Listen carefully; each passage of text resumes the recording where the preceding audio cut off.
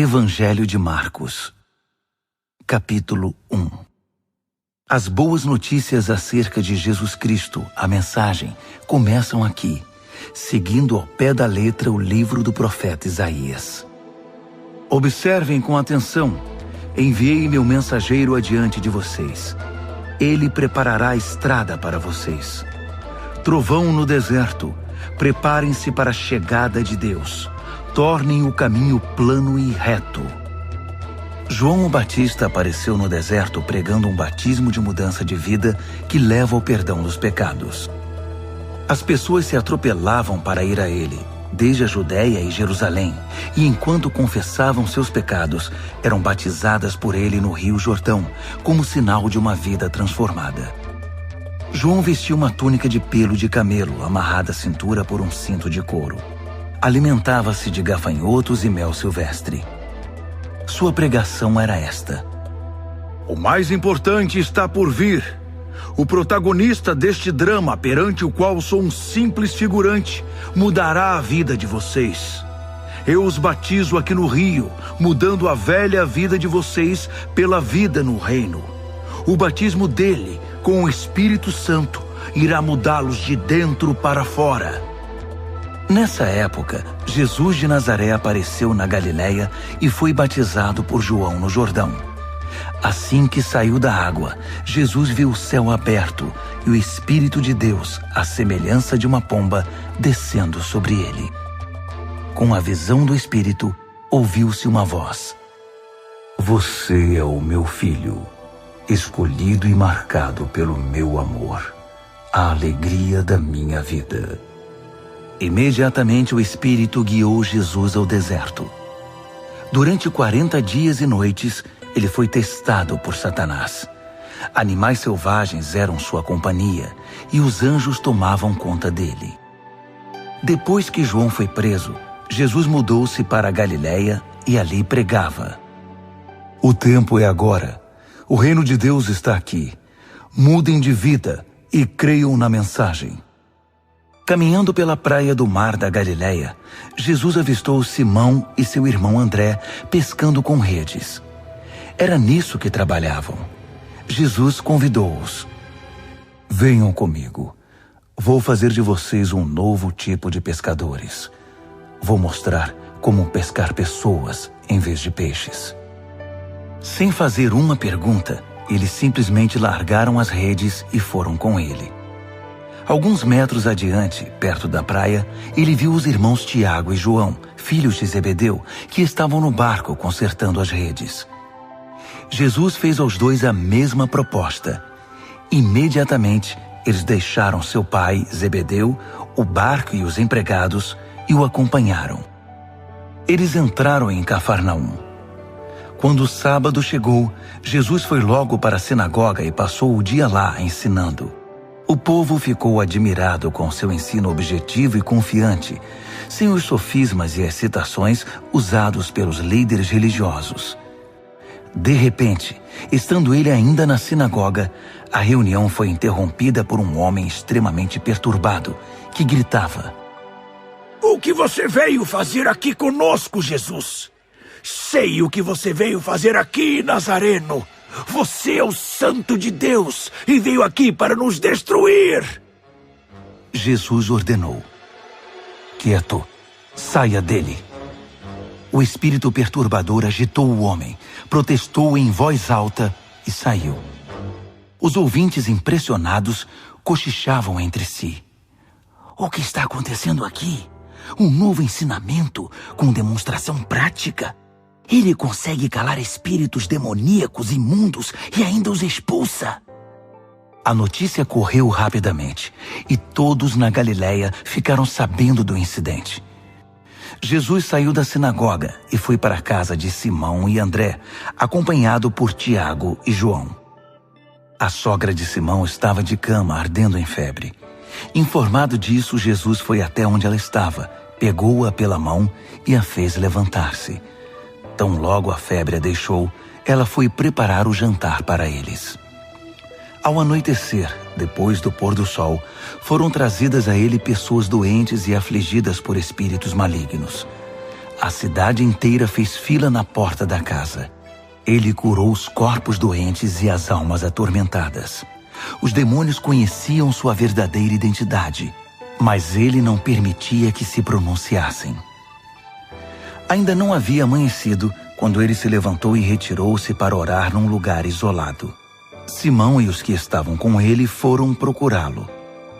Eles o encontraram e disseram: "Todos estão à tua procura?" Jesus decidiu: "Vamos a outras cidades para que eu possa pregar ali também. Faz parte da minha missão." Assim, por toda a Galiléia, ele visitou sinagogas, que era um lugar de reunião, pregando e expulsando demônios. Um leproso aproximou-se dele, ajoelhou-se e implorou: "Se o Senhor quiser, pode me purificar." Emocionado, Jesus estendeu a mão, tocou o leproso e disse: "Quero, fique limpo." A lepra desapareceu na hora. A pele do homem ficou lisa e saudável. Jesus o despediu com ordens estritas: "Não diga nada a ninguém. Apenas se apresente ao sacerdote e leve a oferta de purificação, como Moisés prescreveu, para validar a cura diante da comunidade."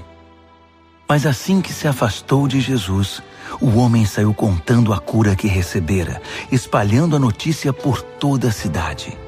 Jesus então passou a entrar na cidade de modo mais discreto, pois já não podia fazer isso publicamente. No entanto, ele logo foi encontrado, e o povo corria para ele, vindo de todos os lugares. Marcos, capítulo 2. Passados alguns dias, Jesus voltou para Cafarnaum, e a notícia de que ele havia voltado logo se espalhou. Uma multidão se formou, bloqueando a entrada da casa, de modo que ninguém podia entrar ou sair. Ele estava ensinando a palavra, quando 4 homens apareceram, carregando um paralítico.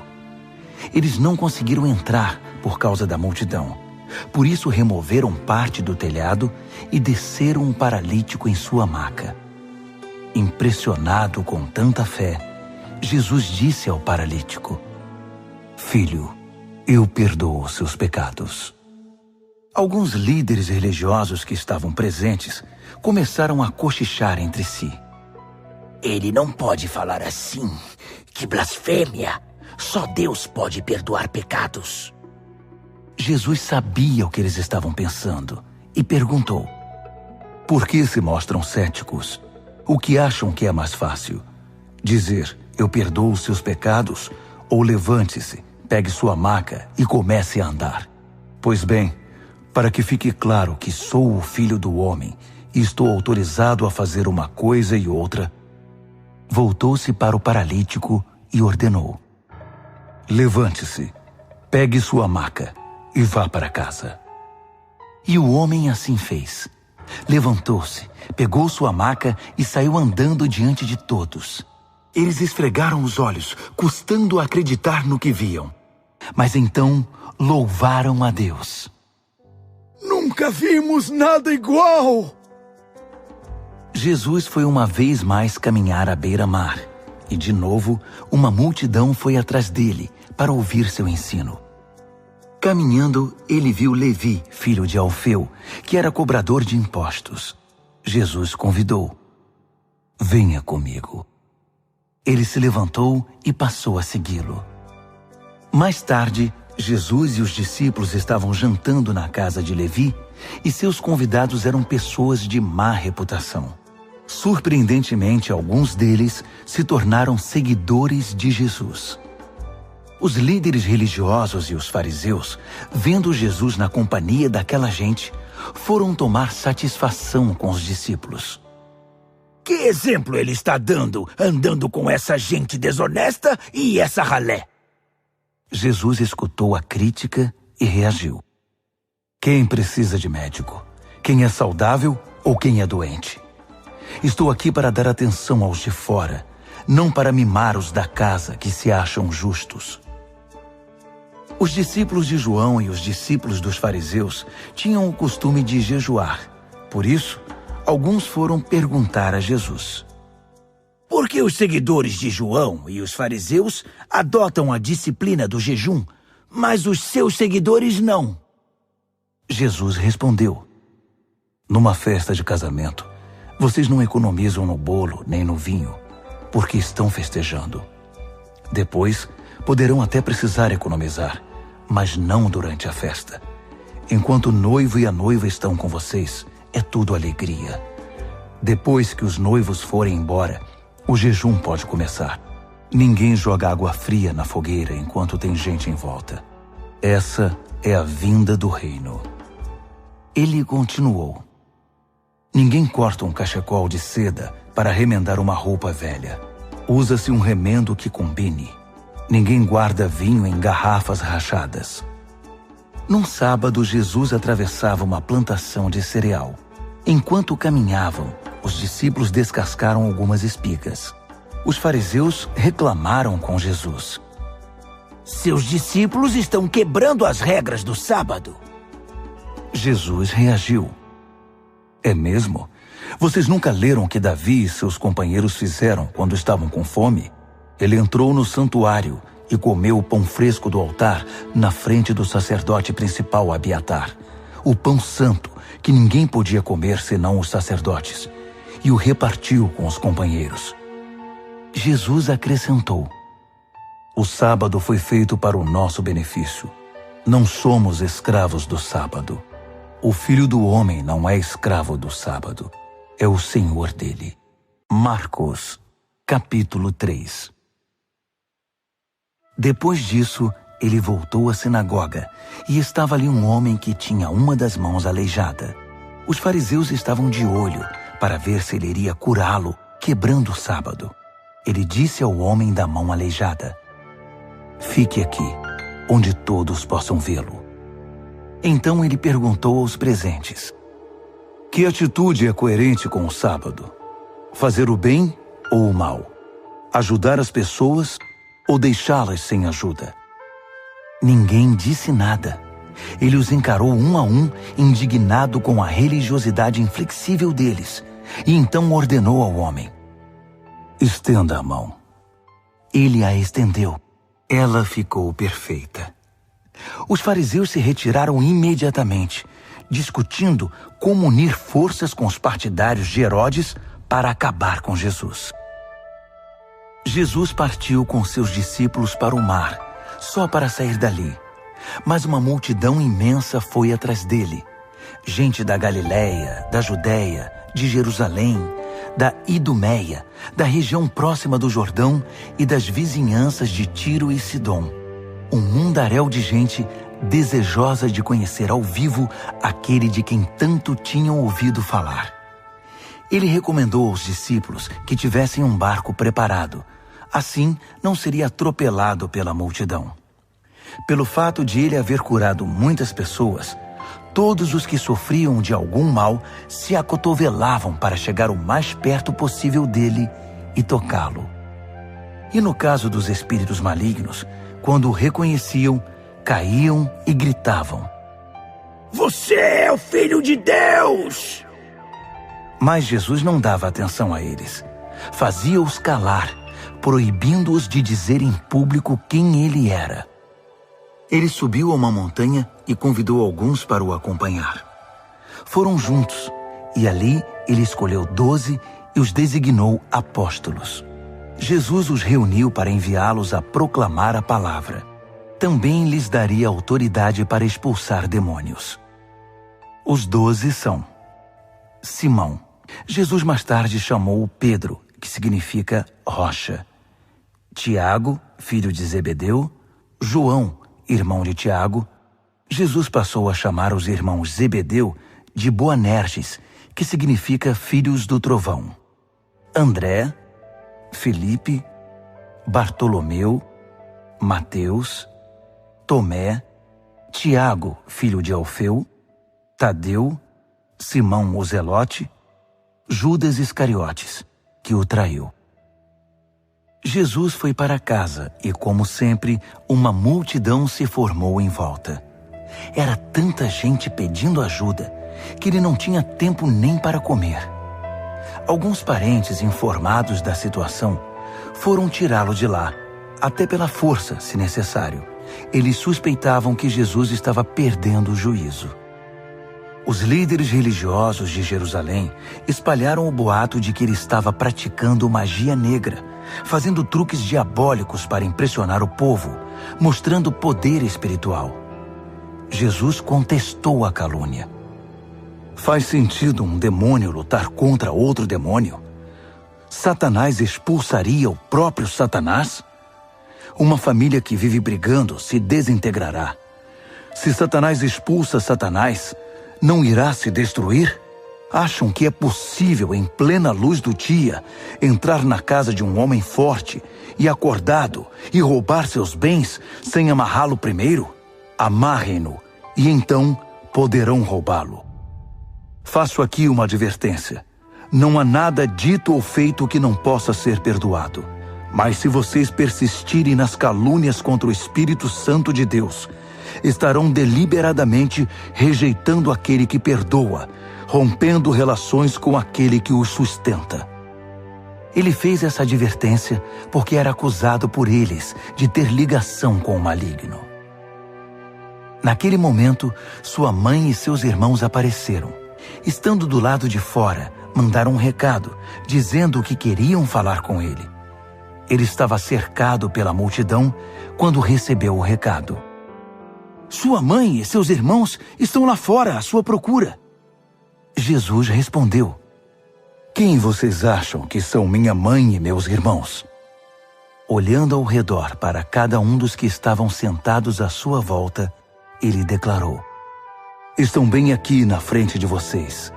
Esses são minha mãe e meus irmãos. Mais vale a obediência que laços de sangue. Quem faz a vontade de Deus é meu irmão, irmã e mãe. Marcos, capítulo 4. Ele voltou a ensinar à beira da praia. A multidão que se formou em torno dele era tão grande que ele entrou num barco perto da praia e assentou-se. Jesus usou o barco como púlpito, enquanto o povo se acotovelava perto da água. Ele ensinava por meio de histórias, muitas histórias. Ouçam, o que vocês acham? Um agricultor estava semeando. Enquanto fazia seu trabalho, algumas sementes caíram pelo caminho e aves as comeram. Outras caíram no meio dos pedregulhos. Brotaram rapidamente, mas não aprofundaram raízes. Com o calor do sol, secaram tão rapidamente quanto haviam brotado. Outras ainda caíram no meio das ervas daninhas. As sementes chegaram a brotar, mas foram sufocadas. Nenhuma sobreviveu. Por fim, algumas, porém, caíram em boa terra e floresceram, produzindo uma colheita que superou todas as expectativas. Vocês estão entendendo? Quando eles ficaram sozinhos, os que eram mais chegados a ele, além dos 12, pediram que ele explicasse a história.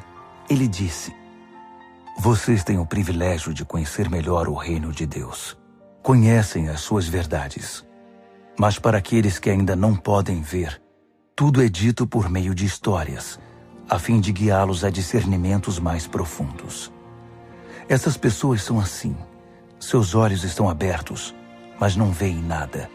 Seus ouvidos estão abertos, mas não entendem uma palavra. Recusam-se a voltar-se para Deus para receber perdão. Ele continuou: Entenderam o objetivo da história? Todas as minhas histórias têm o mesmo propósito. O agricultor planta a palavra. Alguns são como a semente que cai à beira do caminho. Assim que ouvem a palavra, Satanás arranca o que foi plantado neles. Outros são como a semente que cai no meio dos pedregulhos. Ouvem a palavra e a recebem com grande entusiasmo. Mas assim como a palavra não cria raízes, a emoção passa ou surge alguma dificuldade, não sobra nada. A semente lançada no meio das ervas daninhas é aquele que ouve a mensagem do reino, mas é vencido pela preocupação, e pela ilusão de manter o que tem e de ganhar mais. A mensagem é sufocada e não sobra nada. A semente lançada na terra boa é a pessoa que ouve a palavra e a abraça, e a colheita supera todas as expectativas. Jesus continuou: alguém compra uma lâmpada para pôr debaixo do tanque ou debaixo da cama? O que se faz não é colocá-la numa prateleira? Nós não estamos guardando segredos, nós os estamos revelando. Não estamos escondendo nada, mas tornando público. Vocês estão entendendo? Ouçam bem o que estou dizendo. Fiquem atentos quando algum espertalhão ensinar que vocês podem vencer na vida por vocês mesmos. Dar é o caminho, não ganhar. Generosidade produz generosidade. A avareza empobrece. Então Jesus disse: o reino de Deus é como sementes lançadas num campo por um homem. Ele vai dormir e se esquece do que fez. A semente brota e cresce, mas ele nem imagina como isso ocorre. A terra dá conta de tudo, sem a ajuda dele. Primeiro o caule, depois a espiga e por fim o grão. Quando o grão está maduro, ele o colhe. É o tempo da colheita. Como podemos descrever o reino de Deus? Que ilustração podemos usar? É como a semente de mostarda. É uma das menores sementes, mas uma vez plantada, germina e cresce tanto que os pássaros fazem ninhos em seus ramos e abrigam-se à sua sombra. Com outras histórias semelhantes, ele apresentava sua mensagem ao povo, aplicando as histórias à experiência e compreensão deles. Ele sempre contava uma história. Quando estava sozinho com seus discípulos, explicava tudo, desfazendo o emaranhado. Todos os nós eram desatados. Naquele dia, ao cair da tarde, ele decidiu: vamos para o outro lado do mar. Eles entraram no barco em que ele estava. Outros barcos foram atrás deles. De repente, uma tempestade violenta os envolveu. As ondas invadiam a embarcação, ameaçando afundá-la, enquanto Jesus, com a cabeça sobre um travesseiro, dormia na popa do barco. Os discípulos o acordaram, implorando: mestre, não vais fazer nada! Nós vamos morrer! Jesus acordou e ordenou ao vento que se acalmasse. Ele disse ao mar: quieto, sossegue. O vento virou brisa e o mar ficou em plena calmaria. Jesus repreendeu os discípulos: por que tanto medo? Vocês não têm fé? Eles estavam apavorados e confusos. Afinal, quem é este homem? Se perguntavam. Até o vento e o mar se acalmam quando ele ordena. Marcos, capítulo 5. Eles chegaram ao outro lado do mar, na terra dos Gerazenos. Assim que Jesus saiu do barco, um louco, vítima de demônios, saiu do cemitério e correu para ele. O homem vivia no meio das sepulturas. Ninguém conseguia prendê-lo. Era impossível acorrentá-lo ou amarrá-lo. Ele fora amarrado muitas vezes com cordas e correntes, mas quebrava as correntes e arrebentava as cordas. Ninguém era forte o bastante para subjugá-lo. Noite e dia, vagava entre as tumbas e pelas colinas, gritando e cortando o próprio corpo com pedras pontiagudas. Quando ele viu Jesus, correu na direção dele e curvou-se reverentemente. Depois, rugiu em protesto: o que queres comigo, Jesus, Filho do Deus Altíssimo? Em nome de Deus, não me perturbes. Jesus havia ordenado ao espírito maligno: fora, saia deste homem. Jesus perguntou: diga-me seu nome. Ele respondeu: meu nome é Multidão, pois somos muitos. Em desespero, implorou a Jesus que não o expulsasse daquela região. Uma grande manada de porcos estava pastando numa colina perto dali. Os demônios então suplicaram a Jesus: Manda-nos para os porcos. Permita que vivamos neles. Jesus permitiu. Mas aos porcos aconteceu pior do que ao homem. Enlouquecidos, correram, pularam de um penhasco, caíram no mar e se afogaram. Aterrorizados, os que cuidavam dos porcos saíram em disparada e contaram o incidente na cidade e na região. Todos queriam ver de perto o que havia acontecido. Eles encontraram Jesus e viram um louco assentado, usando roupas decentes e em perfeita saúde, não mais como alguém fora do juízo. Os que haviam presenciado a cena contaram aos outros o que acontecera ao endemoniado e aos porcos. No princípio, os curiosos ficaram impressionados. Depois, ficaram revoltados por causa dos porcos que haviam perdido e imploraram a Jesus que saísse dali e nunca mais voltasse. Jesus estava indo para o barco e o homem que fora liberto dos demônios pediu para acompanhá-lo, mas o mestre não o permitiu. Em vez disso, aconselhou: vá para casa, para seu povo. Conte-lhes o que o mestre, num gesto de misericórdia, fez por você. O homem voltou e, na área das 10 cidades, dava testemunho do que Jesus havia feito por ele. Ele se tornou o assunto da cidade. Após a travessia, uma imensa multidão formou-se à beira-mar. Um dos líderes da sinagoga, chamado Jairo, foi falar com Jesus. Ajoelhou-se diante dele e suplicou: Minha filhinha está à beira da morte. Vem comigo e impõe as mãos sobre ela para que melhore. Jesus foi com ele, e a multidão inteira os acompanhou, apertando-o e empurrando-o. Uma mulher que estava sofrendo de hemorragia havia 12 anos ouviu falar de Jesus. Muitos médicos haviam tratado dela, mas sem sucesso. Levaram todo o seu dinheiro e a deixaram pior que antes. Ela esgueirou-se por trás dele e tocou sua roupa. Ela pensava: basta eu tocar em sua roupa para ficar boa. No momento em que o tocou, a hemorragia parou. Ela pôde sentir a mudança.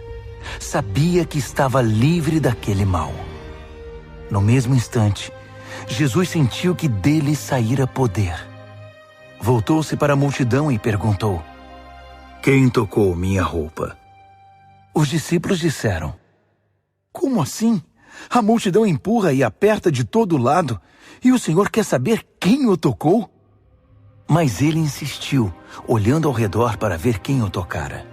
A mulher, sabendo o que havia acontecido e que o havia tocado, tremendo de medo, ajoelhou-se diante dele e contou toda a história. Jesus lhe disse: filha, você se arriscou por causa da sua fé e agora está curada. Tenha uma vida abençoada. Seja curada da sua doença. Enquanto ele ainda falava, algumas pessoas chegaram da casa do líder da sinagoga e informaram: sua filha morreu. Por que continuar incomodando o mestre? Ouvindo o que diziam, Jesus tranquilizou o homem. Não dê atenção a eles. Apenas confie em mim. Ele não permitiu que ninguém fosse com ele, exceto Pedro, Tiago e João. Entraram na casa, abrindo caminho entre os fofoqueiros, sempre ávidos por uma novidade, e pelos vizinhos que haviam trazido comida. Jesus foi ríspido com eles. Por que todo esse falatório e essa choradeira sem sentido? A criança não está morta, está dormindo. As pessoas na casa zombavam dele, achando que ele não sabia o que estava dizendo. Contudo, Jesus dispensou todos eles, chamou o pai e a mãe da criança e seus companheiros e entrou no quarto da menina. Segurando a mão dela, ordenou: Talita, cumi, que significa: menina, levante-se. Ela se levantou e começou a andar. A menina tinha 12 anos de idade. Os pais, obviamente, não continham a alegria, mas Jesus deu ordens estritas para que não contassem nada a ninguém e ordenou: deem a ela alguma coisa para comer. Marcos, capítulo 6. Quando partiu dali, Jesus voltou para sua cidade. Seus discípulos o acompanharam. No sábado, ele começou a ensinar na sinagoga. Os ouvintes ficaram impressionados. Ele é muito bom, comentavam. De onde vem tanta sabedoria, tanta capacidade? Perguntavam-se. Não demorou, porém, já estavam falando mal dele. Ora, ele é apenas um carpinteiro, o filho de Maria. Nós o conhecemos desde menino. Conhecemos também seus irmãos, Tiago, José, Judas e Simão, e suas irmãs. Quem ele pensa que é? Mesmo sem conhecê-lo direito, eles o desprezavam. Jesus declarou: um profeta só não é importante em sua terra e em sua família, nas ruas em que brincou quando criança. Jesus não pôde fazer muita coisa ali. Impôs as mãos sobre uns poucos doentes e os curou. Nada mais. Não pôde vencer a resistência deles. Assim, decidiu visitar as outras cidades, ensinando o povo. Jesus convocou os 12 e enviou-os em duplas. Deu-lhes autoridade e poder para enfrentar a oposição maligna, além das seguintes instruções. Não pensem que precisarão de muito equipamento para cumprir a missão. Vocês são o equipamento. Nada de depender do dinheiro. Sejam simples. Nada de hospedagem de luxo. Hospedem-se num lugar simples e contentem-se com isso. Se não forem bem recebidos e se não os ouvirem, retirem-se sem estardalhaço, sem fazer cena. É hora de dar de ombros e continuar o caminho. Então eles partiram. Em alegre tom de urgência, anunciaram uma mudança radical de vida. Por onde passaram, expulsaram demônios e levaram saúde aos doentes, ungindo o corpo e curando a alma.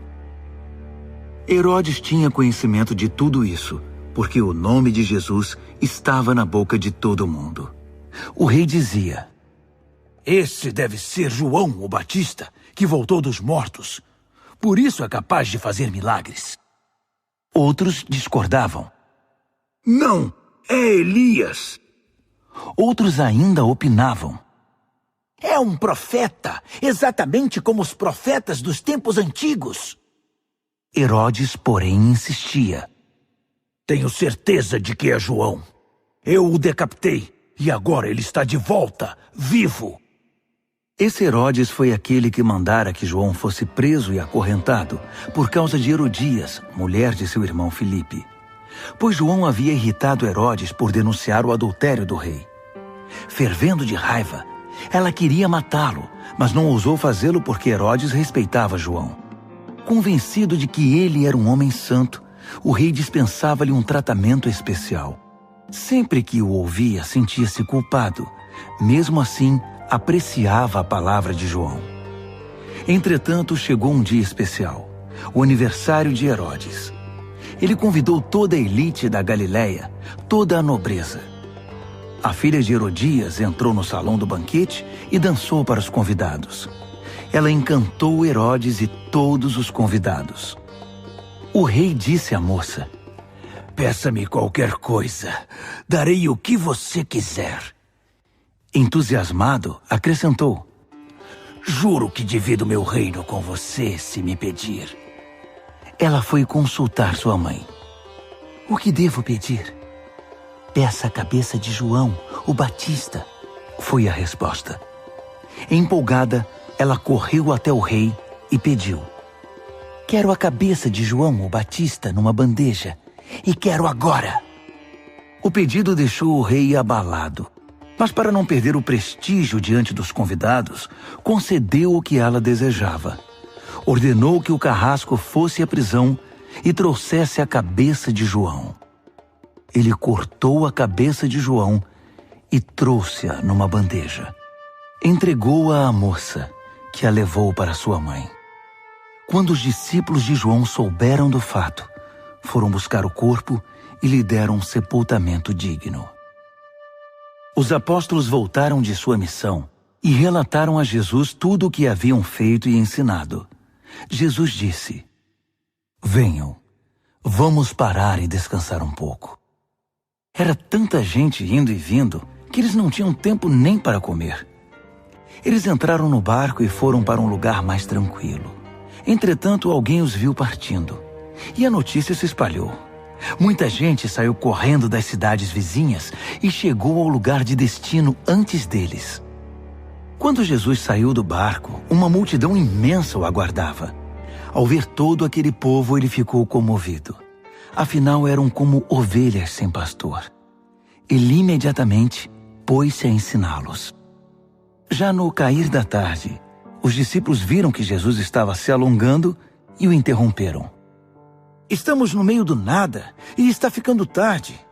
Despede o povo para que eles saiam e consigam o que comer nas redondezas. Jesus respondeu: vocês vão dar comida a eles. Eles perguntaram: é sério? Mesmo que gastemos uma fortuna? Mas ele não estava brincando. Quantos pães vocês têm? Verifiquem. Não demorou para saberem. 5 pães e 2 peixes, informaram. Jesus mandou que todos se assentassem em grupos de 50 ou de 100 na grama verde. Ele tomou os 5 pães e os 2 peixes, olhou para o céu, orou, abençoou o pão, partiu e entregou tudo aos discípulos, que por sua vez o repartiram com o povo. Ele fez o mesmo com o peixe. Todos comeram e ficaram satisfeitos. Os discípulos recolheram 12 cestos de sobras, e os que participaram da refeição foram cerca de 5.000. Terminada a refeição, Jesus insistiu em que os discípulos entrassem no barco e fossem para Betsaida, enquanto ele despedia o povo. Em seguida, ele subiu a uma montanha para orar. Tarde da noite, o barco já estava longe, e Jesus ainda estava em terra.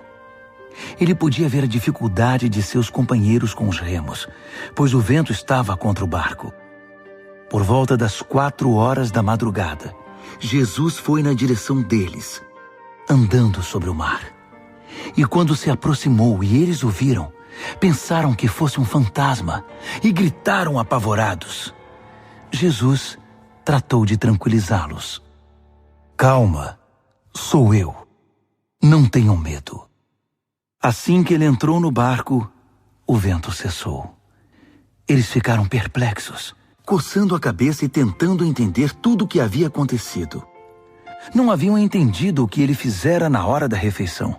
Estavam com o coração endurecido. Concluíram a travessia, ancoraram o barco em Genezaré e lá o deixaram. Assim que pisaram em terra, a notícia rapidamente se espalhou. O povo correu até onde eles estavam, trazendo doentes em macas. Para onde quer que ele fosse, aldeia, cidade ou rota de comércio, os doentes eram levados até um local público. Eles imploravam que Jesus lhes permitisse tocar pelo menos na orla de sua roupa. E todos que a tocavam eram curados. Marcos, capítulo 7. Os fariseus e alguns líderes religiosos, vindos de Jerusalém, reuniram-se à volta dele para reclamar que os discípulos dele eram negligentes com as purificações rituais antes das refeições. Os fariseus e judeus em geral jamais participariam de uma refeição sem primeiro proceder ao ritual da lavagem das mãos, principalmente se tivessem chegado da feira, para não mencionar como limpavam canecas, panelas e outras vasilhas. Os fariseus e os líderes religiosos perguntaram: por que seus discípulos desrespeitam as leis, fazendo as refeições sem lavar as mãos? Jesus reagiu: Isaías estava certo a respeito de enganadores como vocês. Ele acertou em cheio. Esse povo faz um grande show, dizendo as coisas certas, mas o coração deles não está nem aí para o que dizem. Fazem de conta que me adoram, mas é tudo encenação. Eles me usam apenas como desculpa para ensinar o que se adapta ao seu gosto, alterando o mandamento de Deus e sempre adotando modismos. Ele continuou: que conveniente, não? Vocês se livram do mandamento de Deus para seguir os modismos religiosos sem serem incomodados. Moisés disse claramente: respeitem seu pai e sua mãe. Disse também: Quem desrespeitar o pai ou a mãe será morto. Mas vocês driblam um mandamento, alegando que é perfeitamente aceitável dizer ao pai ou à mãe: vou ofertar a Deus a ajuda financeira que eu deveria dar a vocês. Assim, vocês se livram da obrigação que têm para com os pais. Vocês anulam a palavra de Deus e a trocam por suas próprias regras. Vocês são especialistas nesse tipo de coisa. Dirigindo-se à multidão, ele acrescentou: ouçam agora, todos vocês. Prestem bastante atenção. Não é o que vocês comem que contamina a vida. É o que sai de vocês. Essa é a verdadeira contaminação. Ele voltou para casa depois de falar à multidão e seus discípulos disseram: não entendemos. O Senhor poderia nos explicar? Jesus respondeu: vocês também?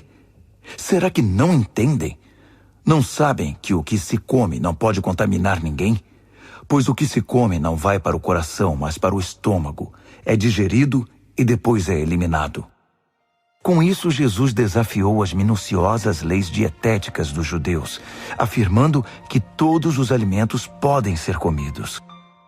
Ele continuou: o que contamina é o que sai da pessoa. É do coração que vomitamos maus pensamentos, obscenidade, imoralidade, roubo, assassinato, adultério, cobiça, depravação, engano, bebedice, olhar maldoso, calúnia, arrogância, insensatez. Essa é a verdadeira contaminação. Dali Jesus partiu e foi para os arredores de Tiro. Entrou numa casa para não ser encontrado, mas a notícia de sua chegada se espalhou.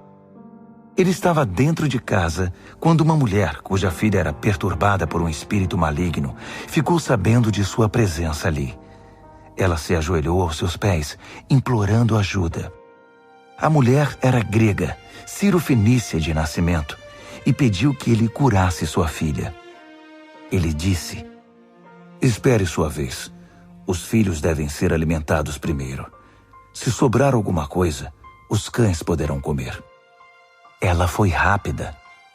Entendo, mestre, mas os cães não comem das migalhas que os filhos deixam cair? Jesus ficou impressionado. Tem razão. Vá para casa. Sua filha não está mais perturbada. A aflição demoníaca se foi. Ela foi para casa e encontrou a filha tranquila na cama, livre daqueles tormentos.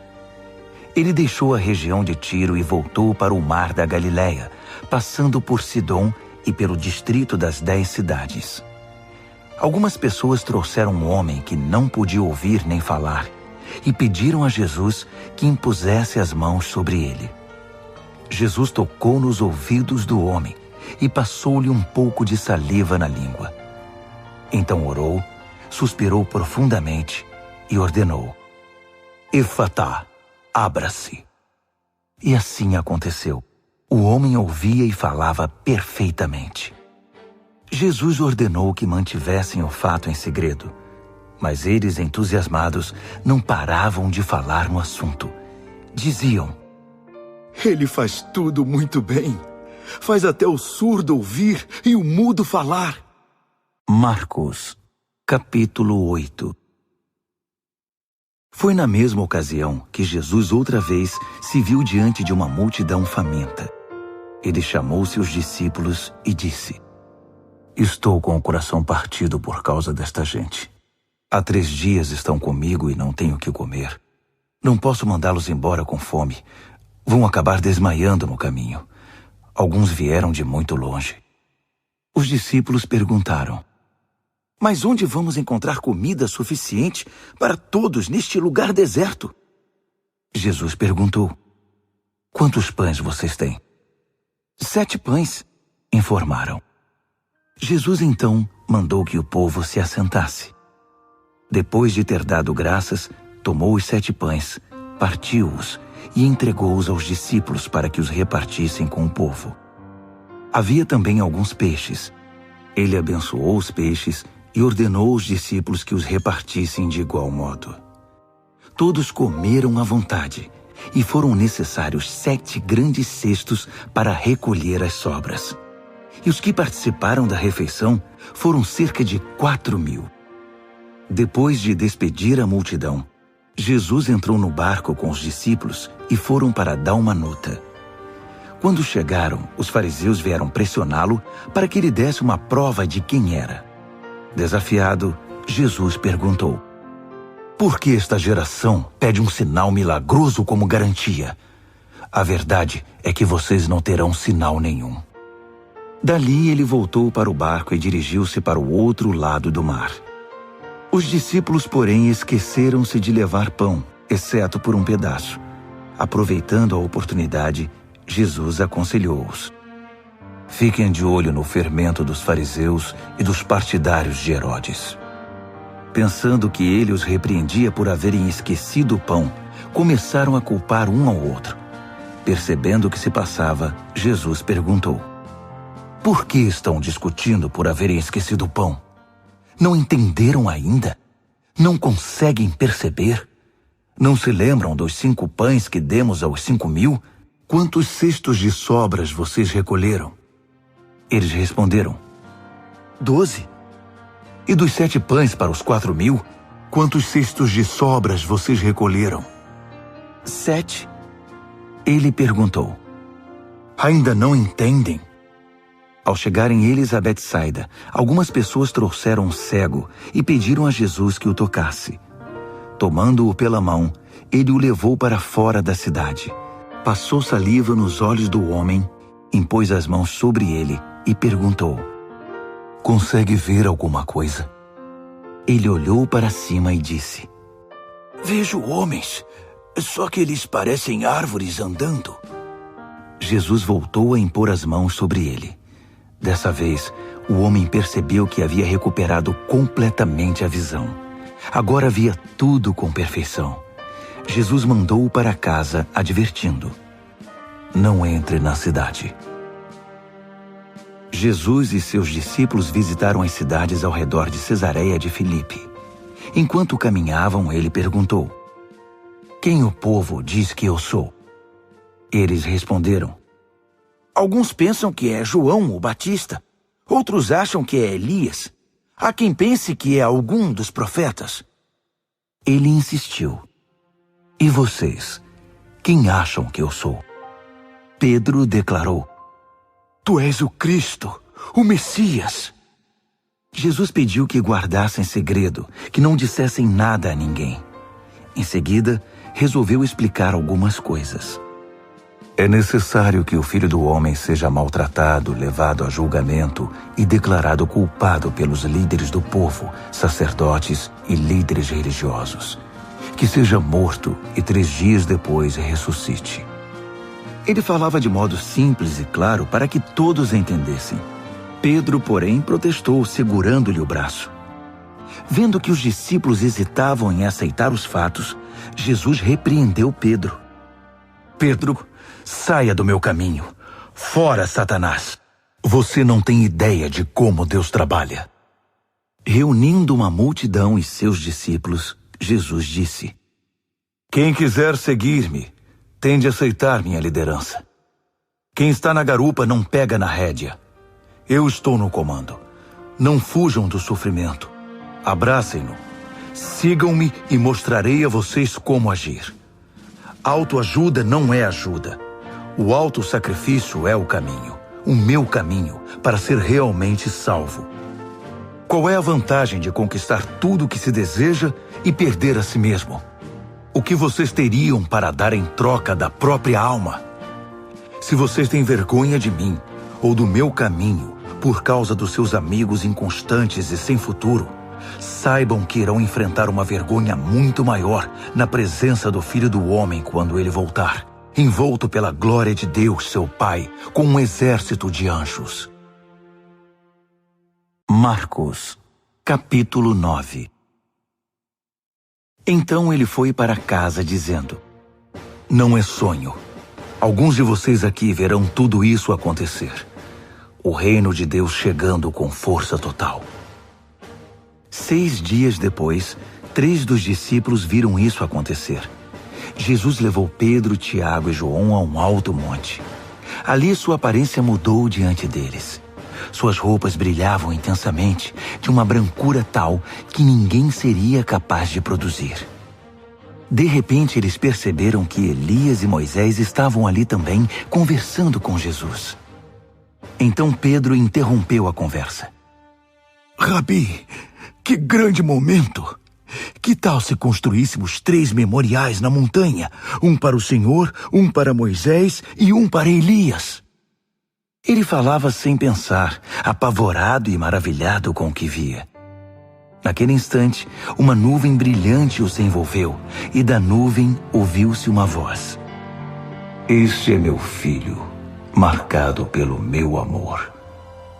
Ouçam-no. No minuto seguinte, os discípulos olharam ao redor, esfregando os olhos. Não estavam vendo mais ninguém a não ser Jesus. Enquanto desciam a montanha, Jesus os fez prometer que guardariam o segredo. Não digam nada a ninguém sobre o que viram, até que o Filho do Homem levante-se dos mortos. Mas eles ficaram imaginando o que significaria levantar-se dos mortos. Eles fizeram uma pergunta. Por que os líderes religiosos dizem que Elias tem de vir primeiro? Jesus explicou. Elias vem para deixar tudo pronto.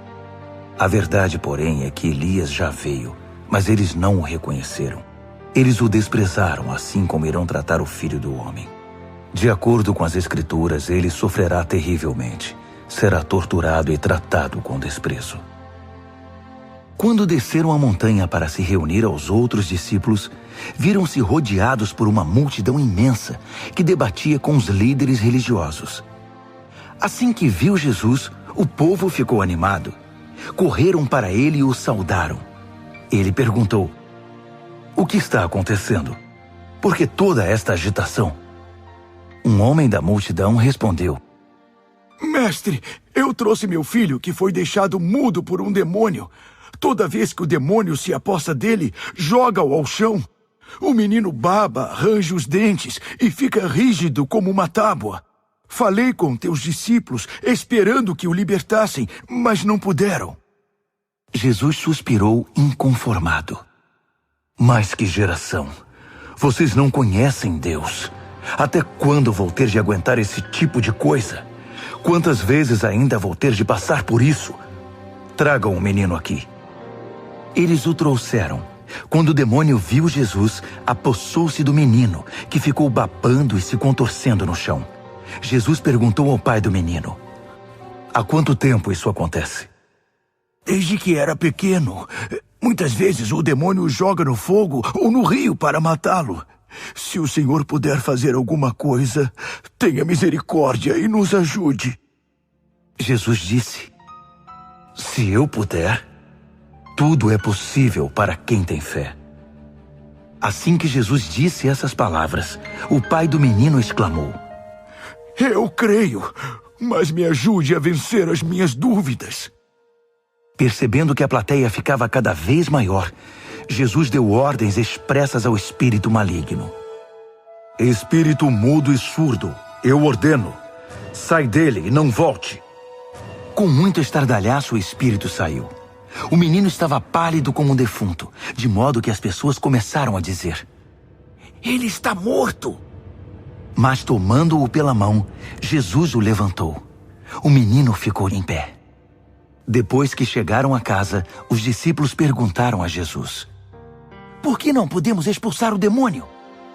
Ele respondeu: Não há outro meio de se livrar desse tipo de demônio, a não ser com oração. Saindo dali, viajaram pela Galileia. Jesus não queria que ninguém soubesse de seu paradeiro, pois queria ensinar seus discípulos. Ele anunciou: O Filho do Homem está para ser traído por gente que não quer nada com Deus. Eles o matarão, mas 3 dias depois ele aparecerá, vivo. Eles não sabiam do que ele estava falando, mas tinham medo de perguntar. Eles foram para Cafarnaum. Já em casa, ele perguntou: O que vocês discutiam pelo caminho? O silêncio foi constrangedor, porque eles estavam discutindo sobre quem deles era o maior. Ele se assentou, chamou os 12 e disse: Saibam que quem quiser ser o primeiro ficará por último e será servo de todos. Ele pôs uma criança no meio da sala e, pegando-a nos braços, disse: quem recebe uma dessas crianças como eu estou fazendo, recebe-me também. Mais que isso, recebe o próprio Deus que me enviou. Então, João disse a Jesus: Mestre, vimos um homem usando o teu nome para expulsar demônios e o impedimos, porque ele não é do nosso grupo. Jesus reprovou-os: não o impeçam. Ninguém pode usar meu nome para fazer algo bom e poderoso e no momento seguinte afastar-se de mim. Se ele não é inimigo, é aliado. Qualquer um que lhes der um copo d'água em meu nome está do nosso lado, e Deus levará isso em conta. Mas quem prejudicar esses que são como crianças, intimidando-os ou tirando proveito da simplicidade deles, logo irá desejar nunca ter feito isso. Seria melhor jogar-se no meio do mar com uma pedra amarrada ao pescoço. Se sua mão ou seu pé os atrapalha na caminhada com Deus, é melhor cortá-los e jogá-los fora. É preferível viver mutilado ou aleijado do que ter 2 mãos e 2 pés que o levem para a fornalha de fogo eterno. Se seu olho desvia sua atenção de Deus, arranque-o e jogue-o fora. É preferível viver com apenas um olho do que ter uma visão perfeita no fogo do inferno. Todos cedo ou tarde irão passar por um fogo purificador. Mas vocês serão preservados das chamas eternas. Por isso, preservem-se. Vivam sempre em paz. Marcos, capítulo 10. Dali ele foi para a região da Judéia, do outro lado do Jordão. Como sempre, uma multidão o acompanhava, e ele punha-se a ensiná-los. Um dia, os fariseus vieram provocá-lo. É permitido a um homem divorciar-se de sua esposa? Jesus perguntou: o que Moisés determinou? Eles responderam: Moisés deu permissão que o marido a mandasse embora, dando-lhe uma certidão de divórcio. Jesus disse: Moisés deu esse mandamento apenas como concessão ao coração duro de vocês. Na criação, no plano original, Deus fez e uniu o homem e a mulher. Por isso, um homem deixa seu pai e sua mãe, e por meio do casamento se torna uma só carne com sua mulher. Não são mais 2 indivíduos, formam agora uma nova unidade. Deus criou uma união tão perfeita que ninguém pode ter a ousadia de profaná-la separando-os. Depois que estavam em casa, os discípulos voltaram a tocar no assunto. Jesus foi muito direto. O homem que se divorcia de sua esposa para se casar com outra comete adultério contra ela. A mulher que se divorcia do marido para se casar com outro comete adultério também. Alguns estavam trazendo crianças a Jesus, na esperança de que ele as abençoasse. Mas os discípulos deram uma bronca nessa gente. Jesus não escondeu a irritação. Não tentem afastar essas crianças. Não as impeçam de vir a mim. O reino de Deus é feito de pessoas que são como crianças. Prestem atenção. Se vocês não aceitarem o reino de Deus com a simplicidade de uma criança, nunca entrarão nele. Então, tomando as crianças nos braços, impunha as mãos sobre elas e as abençoava. Jesus caminhava pela rua e um homem veio correndo, ajoelhou-se e perguntou: Bom mestre, que devo fazer para alcançar a vida eterna? Jesus perguntou: por que você me chama bom? Ninguém é bom a não ser Deus. Você conhece os mandamentos. Não mate, não cometa adultério, não roube, não minta, não engane, honre seu pai e sua mãe. Ele disse: Mestre, faço tudo isso desde muito novo. Jesus olhou-o nos olhos e, cheio de amor por ele, disse: falta algo. Venda tudo o que você tem e dê aos pobres. Toda a sua riqueza então estará no céu. Depois venha me seguir. Foi um choque. Aquela era a última coisa que ele esperava ouvir. Assim, abatido, ele se foi. Sendo muito apegado aos seus bens, não queria abrir mão de tudo. Enquanto observava, Jesus disse aos seus discípulos: vocês fazem ideia de como é difícil para os ricos entrar no reino de Deus? Os discípulos foram pegos de surpresa, mas Jesus continuou: Vocês não imaginam como é difícil. É mais fácil um camelo passar pelo fundo de uma agulha. Os discípulos ficaram chocados. Se é assim, quem tem chance? Perguntaram. Jesus olhou bem firme para eles e disse: Ninguém tem chance se pensam que conseguirão pelo esforço próprio. A única maneira é deixar Deus agir. Só Ele tem o poder de fazer. Pedro então lhe disse: Nós deixamos tudo para te seguir. Jesus disse: Guardem isto. Ninguém que sacrifique casa, irmãos, irmãs, mãe, pai, filhos, propriedades, seja o que for, por minha causa e por causa da mensagem, sairá perdendo. Eles terão tudo de volta, multiplicado muitas vezes em casas, irmãos, irmãs, mães, filhos e propriedades, mas também em problemas. Terão ainda o prêmio da vida eterna. Aí está de novo a grande inversão. Muitos primeiros serão últimos, e muitos últimos primeiros. De volta à estrada, eles foram para Jerusalém. Jesus ia adiante, e eles o seguiam, confusos e um pouco amedrontados. Ele chamou os 12 e disse: Ouçam-me com atenção. Estamos a caminho de Jerusalém. Quando chegarmos lá, o Filho do Homem será entregue aos mestres da lei e aos líderes religiosos. Eles irão condená-lo à morte. Eles o entregarão aos romanos, que irão zombar dele, cuspir nele, torturá-lo e matá-lo. Mas depois de 3 dias, ele se levantará vivo. Tiago e João, filhos de Zebedeu, foram falar com Jesus. Mestre, queremos que o Senhor faça algo por nós. Verei se posso fazer. Eles pediram: Permite que tenhamos os lugares de maior honra na tua glória, um à tua direita e outro à esquerda. Jesus disse: Vocês não fazem ideia do que estão pedindo. Vocês são capazes de beber do cálice que estou para beber e de receber o batismo que estou para receber? Sem dúvida, disseram eles. Por que não?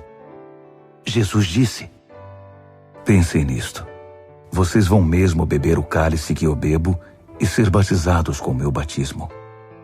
Mas quanto aos lugares de honra, não é comigo. Isso já está decidido. Os outros 10 ouviram a conversa e ficaram indignados com Tiago e João. Então Jesus os reuniu para consertar a situação. Ele disse: Vocês já devem ter notado como o poder sobe a cabeça dos governantes deste mundo, que logo se tornam tiranos. Vocês não devem agir assim. Quem quiser ser o maior deve se tornar servo. Quem quiser ser o primeiro deve se tornar escravo. É o que o Filho do Homem faz. Ele veio para servir, não para ser servido, e para dar a própria vida para salvar muita gente.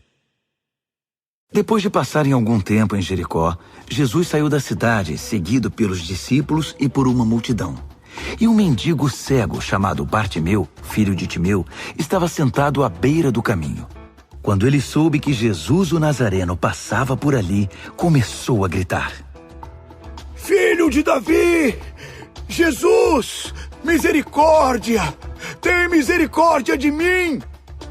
Muitos tentaram fazê-lo calar, mas ele gritava ainda mais alto: Filho de Davi! Tem misericórdia de mim! Jesus parou e ordenou: Tragam-no aqui. Eles foram chamá-lo. Hoje é o seu dia. Ele está chamando você. Levante-se. Jogando longe sua capa, ele ficou em pé e foi até Jesus. Jesus perguntou: O que você quer de mim? O cego respondeu: Senhor, eu quero ver. Siga seu caminho. Sua fé salvou e curou você, disse Jesus. No mesmo instante, ele recuperou a visão e seguia Jesus estrada fora. Marcos, capítulo 11. Quando se aproximaram de Jerusalém, à altura de Betfagé e Betânia, perto do Monte das Oliveiras, Jesus enviou 2 discípulos com estas instruções: Vão à aldeia que está adiante. Ali encontrarão um jumentinho amarrado. Ele nunca foi montado. desamarrem-no e tragam-no aqui. Se alguém perguntar o que vocês estão fazendo, digam: o Senhor precisa dele, mas vai devolvê-lo. Eles foram e encontraram um jumentinho numa rua, amarrado a um portão. Eles o desamarraram, mas alguns dos que estavam ali perguntaram: por que estão desamarrando o jumentinho? Os discípulos responderam exatamente como Jesus os instruíra, e não foram mais incomodados. Assim, levaram o jumentinho e puseram suas capas sobre ele, e Jesus o montou. Muitos estendiam seus mantos pela estrada, dando a Jesus uma recepção de rei. Alguns lançavam seus mantos na rua, outros espalhavam ramos que haviam cortado nos campos. Havia muita gente por todo lado gritando: Hosana! Bendito é o que vem em nome de Deus! Bendito o reino do nosso pai Davi que está chegando! Hosana nos altos céus! Ele entrou em Jerusalém e foi para o templo. Parou ali para observar o movimento, mas como era tarde, voltou para Betânia com os 12. No dia seguinte, depois que saíram de Betânia, ele sentiu fome. No caminho avistou uma frondosa figueira. Aproximou-se dela para encontrar figos, mas não achou nada além de folhas. Não era a época de figos. Ele disse à árvore: nunca mais alguém comerá dos seus frutos. E os discípulos ouviram. Chegando a Jerusalém, entraram no templo, e Jesus começou a expulsar todos os que faziam comércio ali. Ele derrubou as mesas dos agiotas e as bancas dos vendedores de pombas.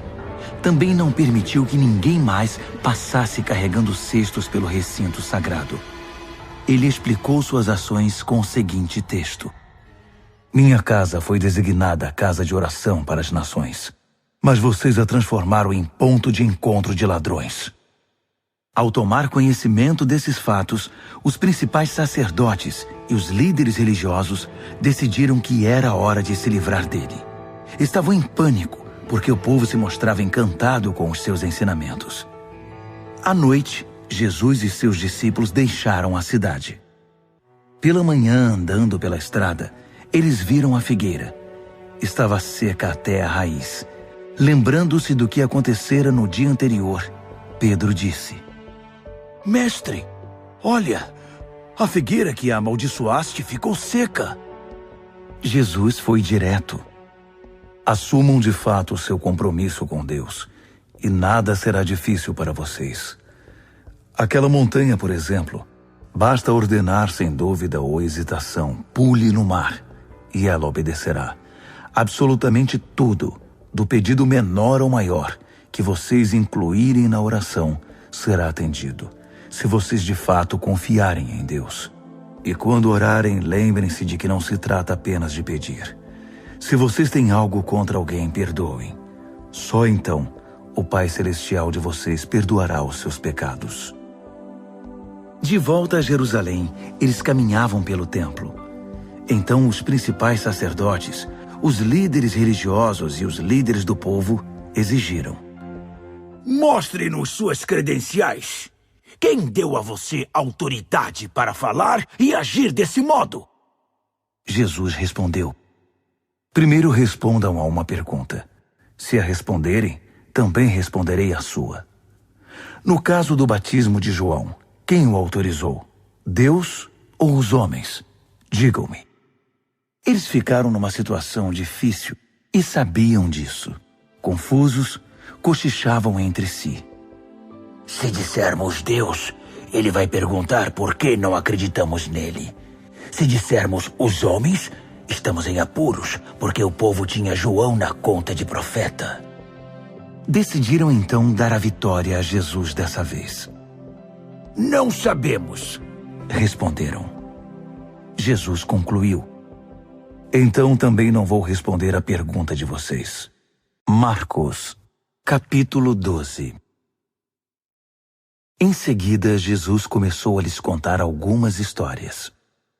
Um homem plantou uma vinha, cercou-a, fez um tanque de espremer uvas, construiu uma torre de vigilância, arrendou-a aos lavradores e saiu em viagem.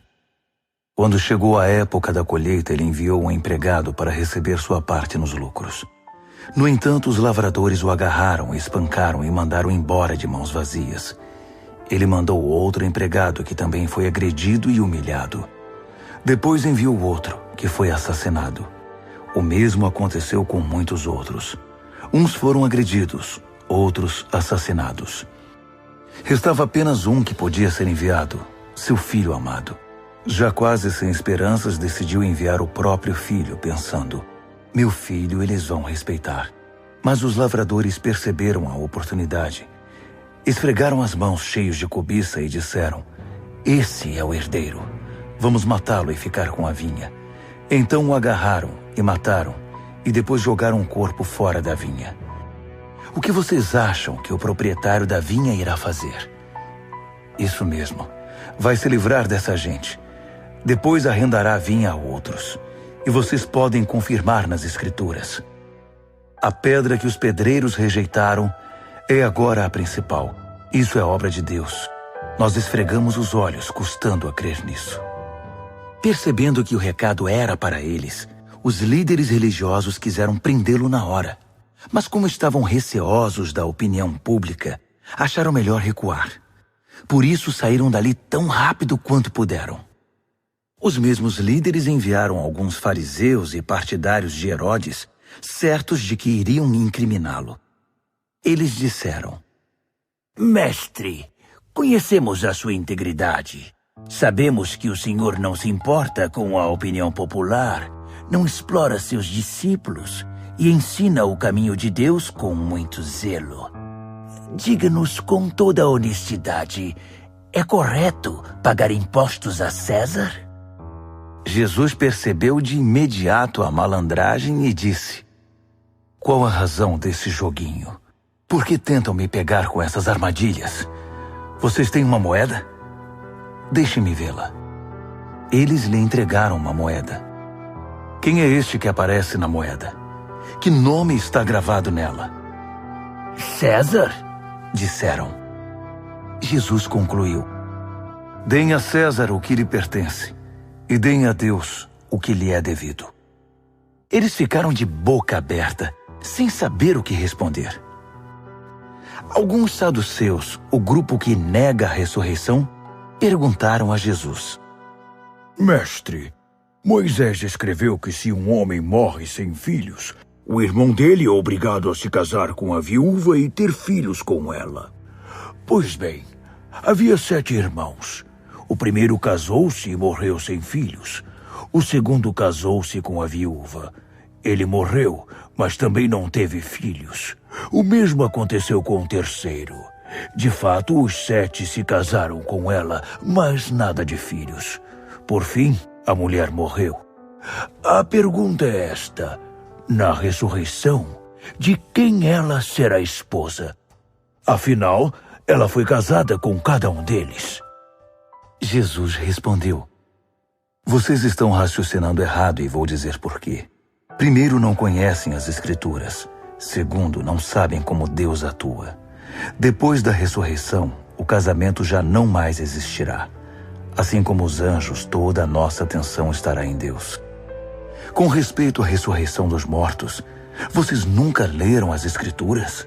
Vejam que Deus, de dentro da sarça, disse a Moisés: eu sou, não eu era, o Deus de Abraão, o Deus de Isaque e o Deus de Jacó. O Deus vivo é o Deus dos vivos, não dos mortos. Portanto, vocês não sabem de nada. Um dos líderes religiosos, depois de acompanhar os debates e perceber como Jesus era incisivo em suas respostas, fez uma pergunta: qual é o mais importante de todos os mandamentos?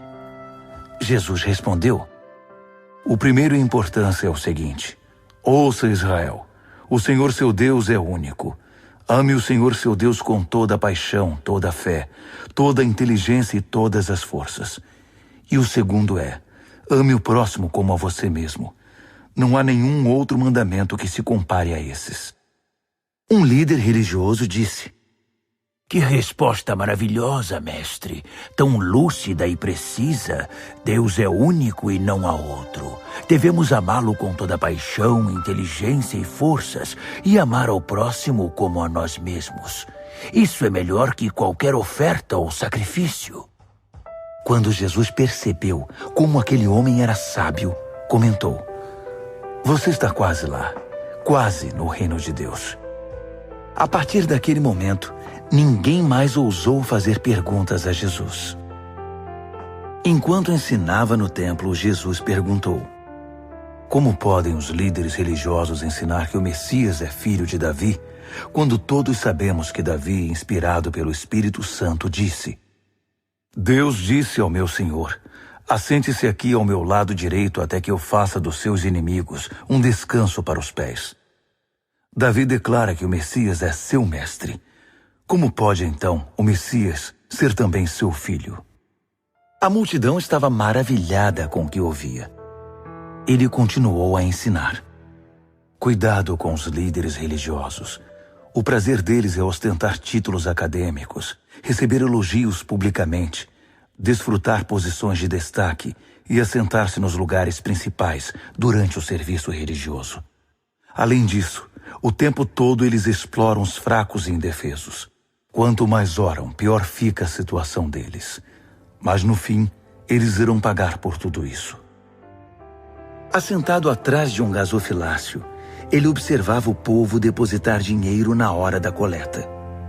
Os ricos faziam ofertas voltosas, mas uma viúva pobre aproximou-se e ofertou 2 pequenas moedas, uns míseros centavos.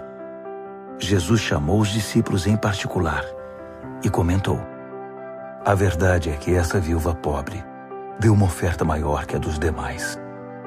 Todos os outros deram do que não precisavam. Ela fez uma extravagância, algo que não podia fazer. Deu tudo o que possuía. Marcos, capítulo 13. Jesus saía do templo quando um dos discípulos chamou sua atenção. Mestre, olhe essas pedras, essas construções. Jesus disse: Vocês estão impressionados com essa arquitetura grandiosa? Tudo isso será um monte de ruínas, até a última pedra. Mais tarde, enquanto ele estava sentado no Monte das Oliveiras, num local de onde podia avistar o templo, Pedro, Tiago, João e André foram conversar com ele. Quando essas coisas vão acontecer? Que sinal teremos de que tudo caminha para um desfecho? Jesus explicou: Cuidado com os falsos profetas do fim dos tempos. Muitos líderes com identidade falsa alegarão: Eu sou o Messias. Eles vão enganar muita gente. Quando ouvirem falar de guerras e ameaças de guerra, não entrem em pânico. Serão notícias comuns, não um sinal do fim. Haverá cada vez mais guerras entre as nações e conflitos entre os líderes. Em vários lugares haverá terremotos e fome. Mas tudo isso é nada comparado com o que está por vir. Fiquem atentos, pois vocês serão levados aos tribunais, e tudo irá de mal a pior. Vocês serão torturados, e todos perseguirão os que levam o meu nome. Vocês serão postos como sentinelas da verdade. A mensagem tem de ser pregada em todo o mundo. Quando traírem vocês e os levarem aos tribunais, não se preocupem com o que dizer. Quando chegar o momento, digam o que estiver no coração. O Espírito Santo dará testemunho por intermédio de vocês. Haverá irmão matando irmão, pai matando filho, filho matando os pais. Todos odiarão vocês por causa do meu nome. Fiquem firmes. Isso é necessário. Fiquem firmes até o fim.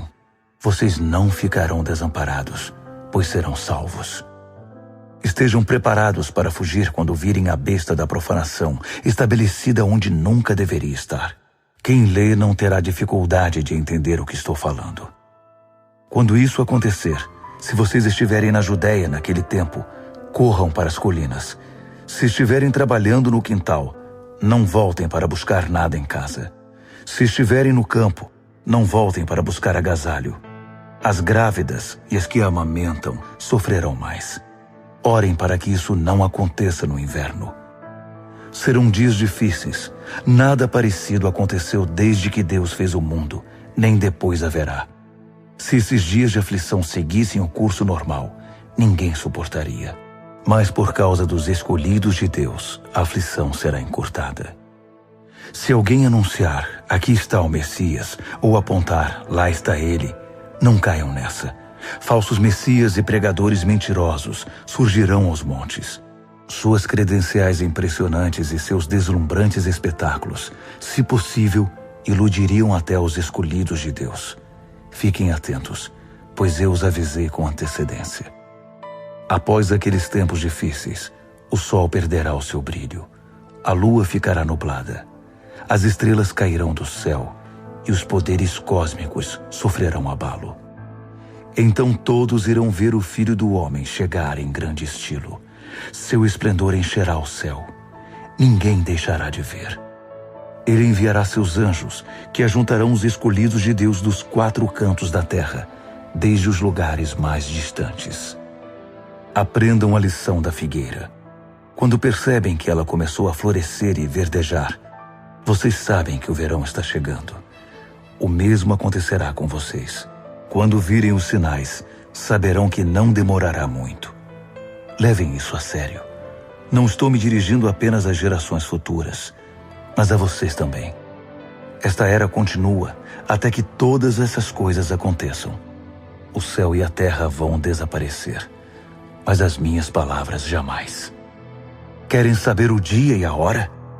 A verdade é que ninguém sabe, nem os anjos do céu, nem mesmo o Filho, só o Pai. Portanto, fiquem atentos, pois vocês não sabem o momento exato. É como um homem que vai viajar e deixa a casa sob a responsabilidade dos empregados, cada qual com uma tarefa, e põe o porteiro para vigiar. Portanto, permaneçam em seu posto, vigiando. Vocês não sabem a que horas o dono da casa vai voltar. De noite, à meia-noite, ao cantar do galo ou pela manhã. Vocês não vão querer que ele apareça sem aviso e os encontre dormindo no posto. Por isso reforço a advertência. Permaneçam em seus postos. Vigiem. Marcos, capítulo 14. Dali a 2 dias começaria a festa da Páscoa, com 8 dias de duração, e a festa dos pães sem fermento. Os principais sacerdotes e líderes religiosos estavam procurando um modo de prender Jesus e matá-lo. Eles concordaram em que não deveriam fazer isso durante a semana da Páscoa. Não queremos iniciar uma guerra, disseram. Jesus estava em Betânia como convidado de Simão, o leproso. Enquanto jantava, uma mulher apareceu com um frasco de perfume muito caro. Abrindo o frasco, ela derramou o perfume sobre a cabeça de Jesus. Alguns convidados ficaram indignados. Que desperdício! Esse perfume poderia ser vendido pelo valor do salário de 1 ano e o dinheiro distribuído entre os pobres. Eles fuzilavam a mulher com os olhos. Jesus, porém, disse: Deixem-na em paz. Por que vocês a incomodam? Ela acaba de fazer algo tão maravilhoso para mim. Os pobres estarão sempre aí, todos os dias, mas eu não. Sempre que quiserem, poderão fazer algo por eles, mas não para mim. Ela fez o que pôde, quando pôde. Ungiu meu corpo para o sepultamento. Tenho certeza de uma coisa. Em qualquer lugar do mundo em que a mensagem for pregada, o que ela fez aqui será lembrado e admirado. Então Judas Iscariotes, um dos 12, procurou o sacerdote principal, determinado a trair Jesus. Eles mal podiam acreditar no que ouviam e lhe prometeram uma boa recompensa. Ele ficou apenas esperando o momento certo de entregá-lo. No primeiro dia da festa dos pães sem fermento, dia de preparar o sacrifício da Páscoa, os discípulos perguntaram a Jesus: Onde queres que preparemos a ceia da Páscoa? Ele orientou 2 dos discípulos. Vão para a cidade. Um homem com um jarro de água encontrará vocês. Sigam-no. Perguntem ao proprietário da casa em que ele entrar. O mestre quer saber em qual aposento ele poderá comer a ceia da Páscoa com seus discípulos. O homem mostrará a vocês uma sala no 2º andar, espaçosa, limpa e arrumada. Façam ali os preparativos. Os discípulos foram para a cidade e tudo aconteceu como ele lhes dissera. Eles prepararam ali a refeição pascal. Depois do pôr do sol, ele chegou com os 12. Quando estavam à mesa, Jesus disse: Tenho algo difícil, mas importante a dizer. Um de vocês me trairá. Alguém que, neste momento, come comigo. Chocados, começaram a dizer um após o outro: Eu não! Ele respondeu: É um dos 12, alguém que come sempre comigo. O Filho do Homem sofrerá a dor da traição, já prevista nas Escrituras. Até aí nenhuma surpresa. Mas ai do traidor do Filho do Homem. Melhor que ele nunca tivesse nascido. Durante a refeição, depois de tomar o pão e abençoá-lo, Jesus o partiu, deu-o aos discípulos e disse: Tomem, isto é meu corpo. Tomando o cálice e dando graças a Deus, entregou-o a eles também, e todos beberam. Ele disse: Isto é meu sangue, a nova aliança de Deus, derramado em favor de muitos. Não beberei vinho outra vez até o dia em que o beber no reino de Deus. Então eles cantaram um hino e foram para o Monte das Oliveiras. Jesus alertou-os: Por causa do que vai acontecer comigo, vocês irão se dispersar. Isso é para cumprir um texto das Escrituras que diz: Vou ferir o pastor, e as ovelhas ficarão desorientadas. Mas depois que eu ressuscitar, irei adiante de vocês para a Galileia.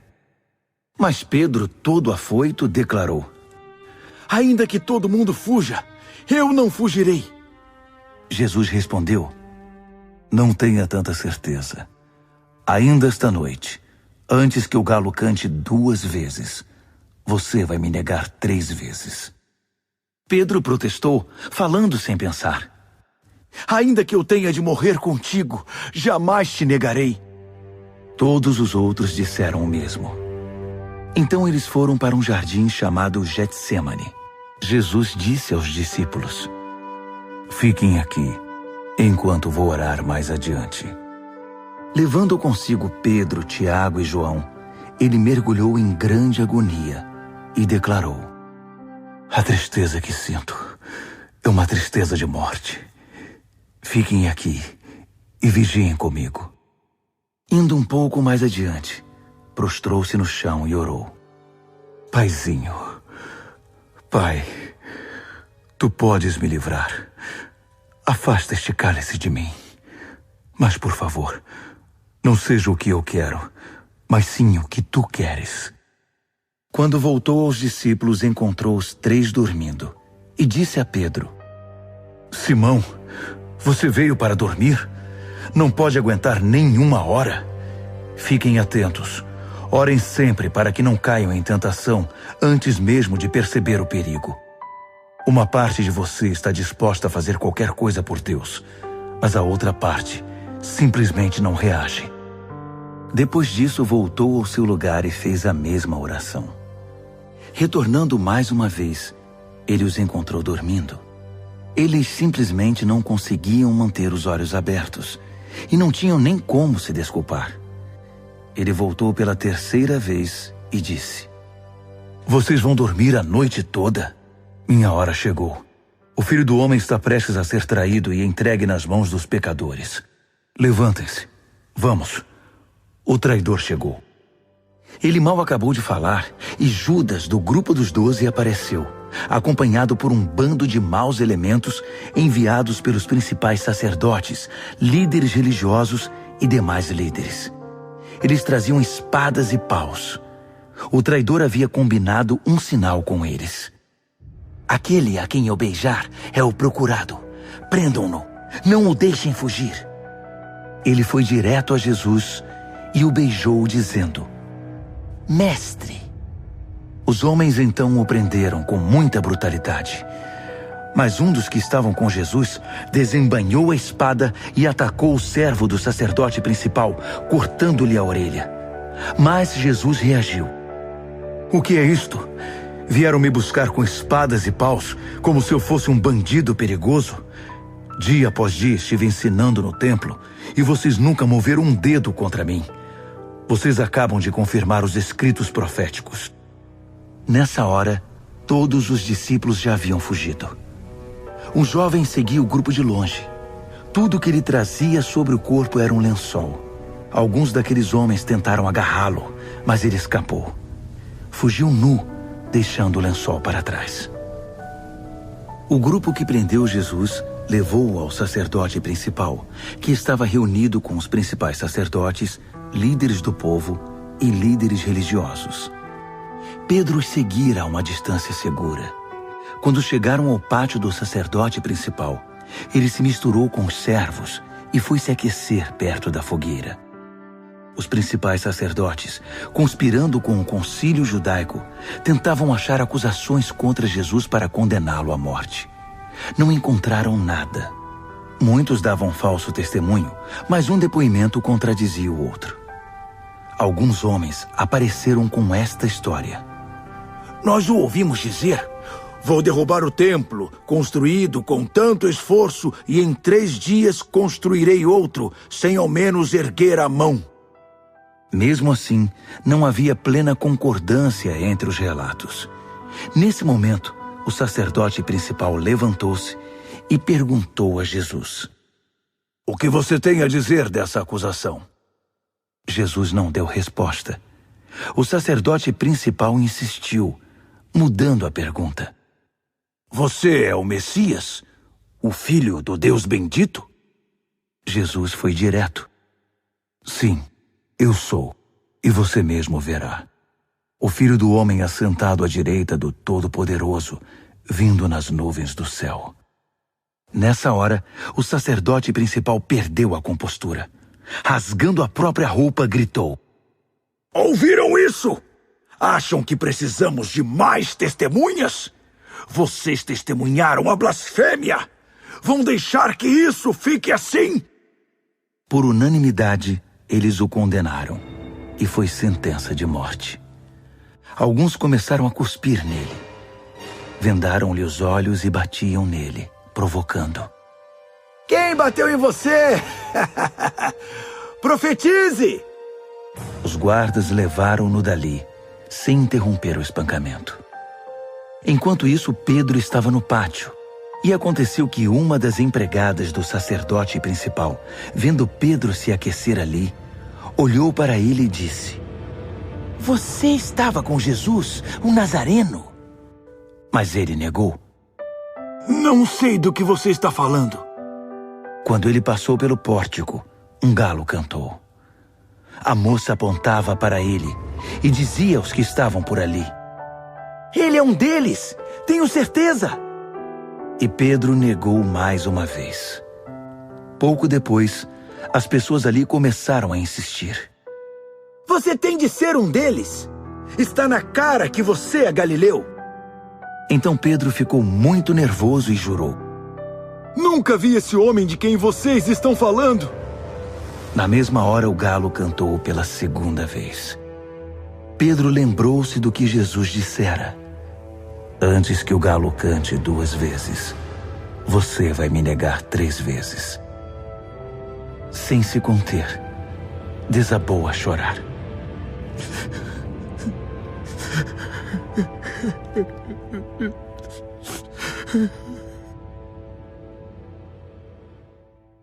Marcos, capítulo 15. À primeira luz do dia, os principais sacerdotes, os mestres da lei e os líderes religiosos convocaram uma sessão com todo o concílio judaico. Eles amarraram Jesus com cuidado e foram levá-lo a Pilatos. Pilatos perguntou: Você é o rei dos judeus? Jesus respondeu: Se você diz. Os principais sacerdotes derramaram diante do governador um dilúvio de acusações. Pilatos insistiu: Você não vai responder nada? São muitas acusações. Mesmo assim, ele ficou em silêncio. Pilatos ficou impressionado. Havia o costume de se libertar um prisioneiro na festa, qualquer um que o povo pedisse. Na ocasião havia outro prisioneiro chamado Barrabás, preso com revoltosos que haviam cometido assassinato num levante contra Roma. A multidão logo iria apresentar seu pedido, e Pilatos se antecipou a eles. Vocês querem que eu liberte o rei dos judeus? O governador sabia que fora por pura inveja que os sacerdotes haviam entregado Jesus. No entanto, os principais sacerdotes haviam orientado a multidão para que pedissem a libertação de Barrabás. Mas Pilatos perguntou: Então, o que farei com este homem que vocês chamam rei dos judeus? Eles gritaram: Crucifique-o! Pilatos objetou: Mas por qual crime? Contudo, eles gritavam ainda mais alto: Crucifique-o! Pilatos atendeu ao pedido da multidão. Libertou Barrabás e entregou Jesus para ser açoitado e crucificado. Os soldados levaram Jesus ao palácio, chamado Pretório, e reuniram uma tropa inteira. Vestiram-no com um manto de púrpura e puseram uma coroa de espinhos na cabeça dele. Então, começou a zombaria. Viva o rei dos judeus! Eles lhe batiam na cabeça com um bastão, cuspiam nele e se ajoelhavam diante dele, como se o reverenciassem. Quando cansaram das chacotas, tiraram-lhe o manto de púrpura e o vestiram de novo com as suas roupas. Então o levaram para crucificá-lo. Um homem estava passando de volta do trabalho, Simão de Cirene, pai de Alexandre e Rufo. Eles o obrigaram a carregar a cruz de Jesus. Os soldados levaram Jesus ao Gólgota, que significa colina da caveira. Ofereceram-lhe vinho misturado com mirra para aliviar a dor, mas ele não aceitou. Então o pregaram na cruz. Depois fizeram um sorteio para ver quem ficaria com suas roupas. Jesus foi crucificado às 9 horas da manhã. A acusação, o rei dos judeus, foi escrita numa placa. Com ele crucificaram 2 criminosos, um à direita e outro à esquerda. Os que passavam caçoavam, sacudindo a cabeça e ironizando. Você alegou que poderia destruir o templo e reconstruí-lo em 3 dias? Mostre agora seu poder! Salve-se!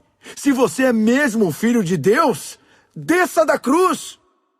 Os principais sacerdotes e os líderes religiosos também estavam ali, misturados ao povo, divertindo-se e zombando de Jesus. Ele salvou os outros, mas não pode se salvar. Ele é mesmo o Messias, o rei de Israel? Então, desça da cruz e todos nós acreditaremos em você. Até os que estavam crucificados com ele participavam da zombaria. Então, do meio-dia às 3 da tarde, toda a terra ficou na escuridão. Cerca das 3 horas da tarde, Jesus gritou bem alto: Eloi, Eloi, lama sabachthani. Que quer dizer: meu Deus, por que me abandonaste? Alguns dos que viram aquilo o ouviram e disseram: Ele está chamando Elias. Um deles correu, pegou uma esponja mergulhada em vinagre e ergueu-a numa haste e deu-o de beber a Jesus e disse: Vamos ver se Elias vem para tirá-lo daí. E depois de um grito de dor, Jesus deu seu último suspiro. Naquele instante, a cortina do templo rasgou-se ao meio, de alto a baixo. Quando o capitão da guarda viu que Jesus já não respirava mais, exclamou: Ele era o Filho de Deus. Algumas mulheres observavam à distância. Entre elas Maria Madalena, Maria, mãe do jovem Tiago e de José, e Salomé. Quando Jesus estava na Galiléia, elas o seguiam e serviam e tinham vindo com ele para Jerusalém. Mais tarde, sendo o dia da preparação, isto é, a véspera do sábado, apareceu José de Arimateia, membro respeitado do concílio judaico. Ele aguardava com expectativa a vinda do reino de Deus. Enchendo-se de coragem, procurou Pilatos e pediu o corpo de Jesus. Pilatos duvidou que ele tivesse morrido tão rapidamente e mandou o capitão verificar se Jesus estava de fato morto. Com a garantia do capitão, ele entregou o corpo a José. José havia comprado um lençol de linho. Depois, envolveu o corpo e o depositou no túmulo que havia escavado na rocha. Pôs uma grande pedra na entrada. Maria Madalena e Maria, mãe de José, observaram o sepultamento. Marcos, capítulo 16. Passado o sábado, Maria Madalena, Maria, mãe de Tiago e Salomé trouxeram especiarias para embalsamar Jesus. Na manhã de domingo, assim que o sol raiou, elas foram ao túmulo. Estavam preocupadas e diziam umas às outras: "Quem irá rolar a pedra do túmulo para nós?" Ao chegar, elas descobriram que a pedra já havia sido rolada. Era uma pedra muito grande. Elas se aproximaram e viram um jovem vestido de branco, assentado à direita. Ficaram muito assustadas. Então, ele lhes disse: "Não tenham medo. Sei que vocês procuram Jesus, o Nazareno, aquele que foi crucificado. Ele ressuscitou. Não está mais aqui. Vejam vocês mesmas que o lugar está vazio. Agora podem ir. Digam aos discípulos dele e a Pedro que ele vai adiante de vocês para a Galileia. Vocês o verão lá, exatamente como ele disse." Elas saíram o mais rápido que puderam, nervosas e ainda um tanto atordoadas. Amedrontadas, não disseram nada a ninguém. Depois de ressuscitar, Jesus apareceu bem cedo, na manhã de domingo, para Maria Madalena, a quem havia libertado de 7 demônios. Ela procurou os antigos companheiros na fé, chorando, e deu a notícia a eles. Quando ouviram que ele estava vivo e que ela o tinha visto, não acreditaram nela. Mais tarde, ele apareceu de forma diferente a 2 deles que caminhavam pelo campo. Eles voltaram e contaram aos demais, mas estes também não acreditaram no relato.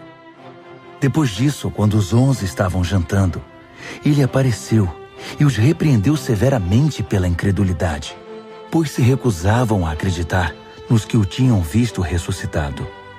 Então, ele ordenou: "Saiam pelo mundo. Vão a toda parte e anunciem a mensagem com as boas notícias de Deus para todos. Quem crer e for batizado está salvo. Quem se recusar a crer está condenado. Estes são alguns dos sinais que acompanharão os que crerem. Eles vão expulsar demônios em meu nome, falar em novas línguas, pegar em serpentes e até beber veneno sem que nada lhes aconteça. Também vão impor as mãos sobre os enfermos e curá-los." Então o Senhor Jesus, depois de orientá-los, foi elevado ao céu e assentou-se ao lado de Deus no lugar da mais alta honra. Os discípulos saíram por toda parte pregando. O Senhor trabalhava com eles, confirmando a mensagem com provas inquestionáveis.